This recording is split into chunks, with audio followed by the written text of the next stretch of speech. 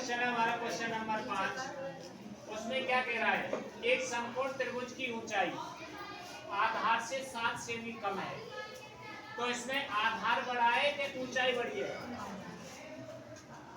समकोण त्रिभुज की ऊंचाई आधार से 7 सेमी कम है, तो बड़ा कौन सा है? आधार। ऊंचाई छोटी है और कर्ण दे रखा है उसका 13 सेमी। तो जो छोटी इकाई है उसको हम x मान लेंगे। माना ऊंचाई बराबर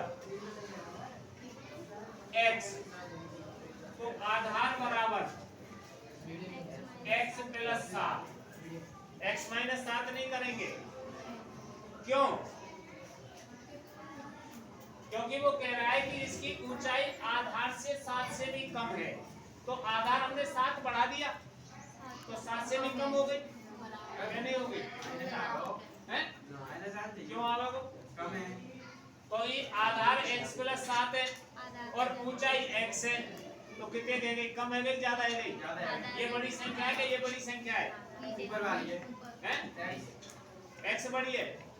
यहाँ में 7 और जोड़ रहा हूँ तेरे पास, तो x है, इसमें 7 और जोड़ रहा है, तो अभी आधार ही बढ़ा तो है, तो फिर माइनस क्यों होगा? माइनस नहीं होगा।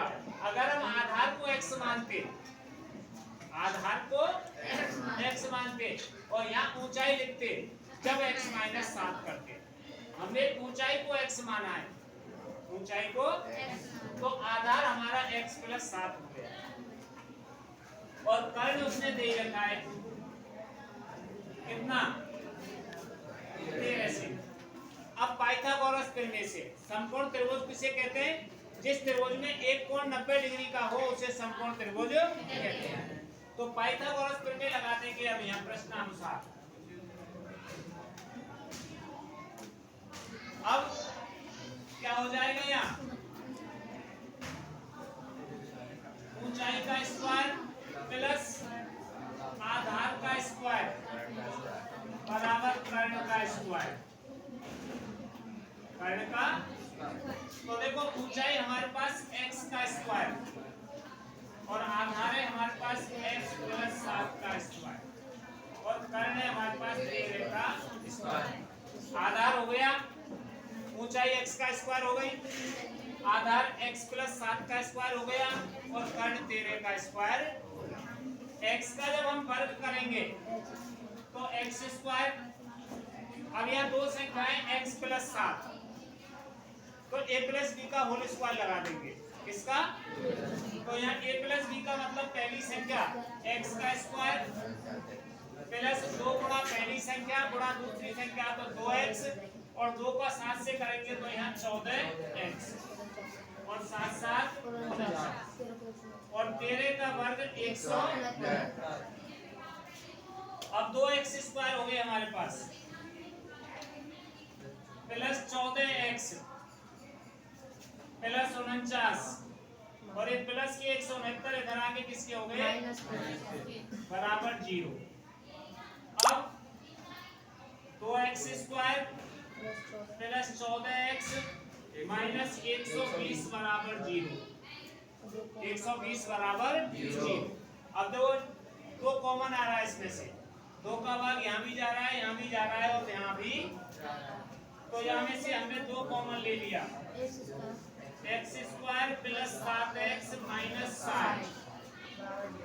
अब हमें 60 के ऐसे खंड करने हैं कि गुणा करें तो 60 आवे और 60 के सामने चिन्ह है माइनस का, घटाएं तो 7 आवे, 12 पंजे, तो खंड हो गए हमारे पास x square plus 12x minus 7x, 5x minus 60 बराबर, देखो 12 में से 5 जाएंगे तो 7 बच जाएंगे और 12 का गुणा 5 से करेंगे तो 60। तो यहाँ x कॉमन ले लिया हमने, x प्लस 12, अब 5 कॉमन आ जाएगा, यानी 5 का भाग इसमें भी जा रहा है और इसमें भी, तो क्वेश्चन में आ जाएगा हमारे पास x प्लस 12 बराबर, तो यहाँ x माइनस 5 तो एक खंड हो गया और प्लस 12 एक खंड हो गया, हो गए दो खंड। तो x माइनस 5 बराबर 0 और x प्लस 12 बराबर, तो यहाँ आ जाएगा आपके पास x बराबर 5 और x बराबर माइनस 12। तो ये ऋणात्मक हो गई। कभी किसी चीज की लंबाई चौड़ाई ऋणात्मक नहीं होती है, तो इसको ऋणात्मक कर देंगे, अमाननीय हो जाएगी। वो कैसी हो जाएगी? अतः अब x क्या माना था हमने? ऊंचाई। क्या माना था? तो ऊंचाई बराबर कितनी आ गई? 5 सेमी। और आधार क्या माना था हमने?